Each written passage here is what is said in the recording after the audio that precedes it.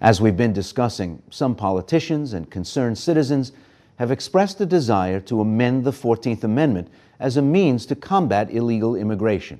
They say a rewrite would discourage undocumented women from crossing the border to give birth to children called anchor babies.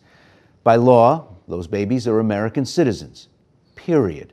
Changing the Constitution is tough. It has to be ratified by 3/4 of the states, 38 states.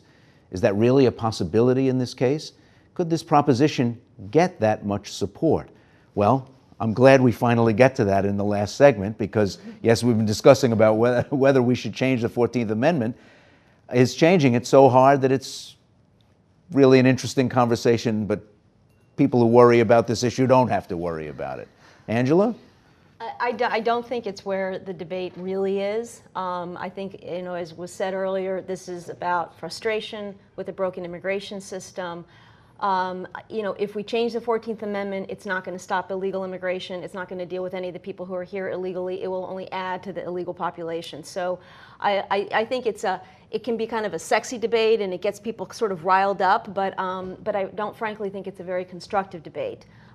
So I'm not particularly fearful that our Constitution is going to be changed. What I am fearful of, though, is that lawmakers and some on the far right are going to continue to push these kind of radical notions rather than sit down, roll up their sleeves, and try to come up with a constructive solution. Dan, I think if I sat down with a map and tried to list the states where you could get ratification by the state legislature, I could probably get halfway. Well, but I don't think I could get to 2/3.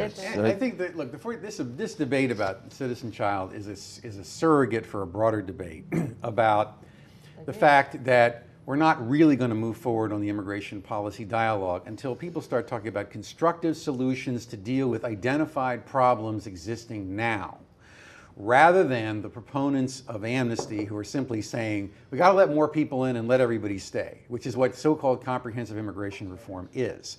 This citizen child issue is, when you have a guy like Lindsey Graham talking about it, what he's ultimately saying is the American people have lost confidence in the solutions, so-called solutions being proposed by the Obama administration and his allies, that people view as simply rewarding law breaking, encouraging more law breaking, and furthering the loss of political control over who comes into the country. Well, I think we're not going to get, so whether we have to amend the Constitution first, no question about it, nothing will happen until Congress first passes a clarifying statute, which may also include the children of people in certain non-immigrant or temporary visa classifications, to get some kind of meaningful decision from the Supreme Court about the scope of Congress's powers in clarifying this language. Deanna, if you want to retain the 14th Amendment, should you be worried? As a practical matter, can enough political will be summoned up to change it? I don't think so, especially given that 2/3 of Congress is required for an amendment change, and then you have to have 3/4 of the state ratify it.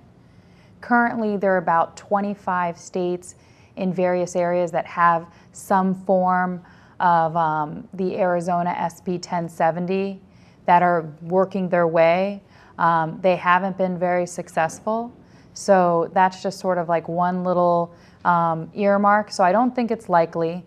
But again, I want to echo Angela's comment as well, because it's not necessarily about the actual effect of changing the 14th Amendment, because it is so difficult and it is such a part of our American society with the Constitution.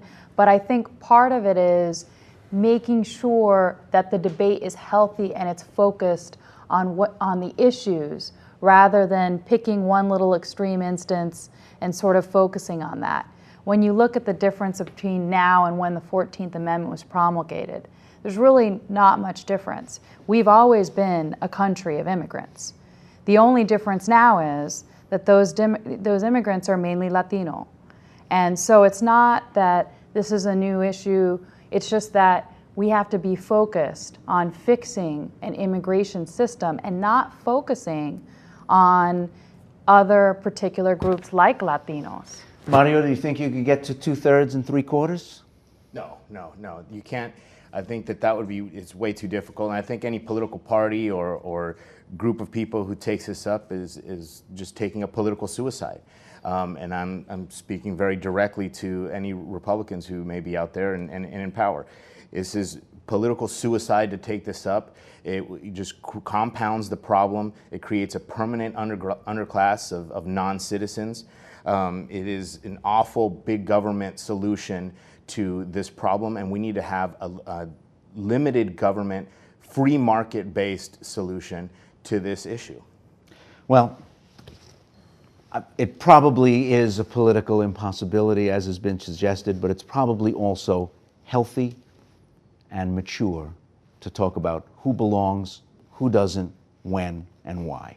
Thanks for being with us this week.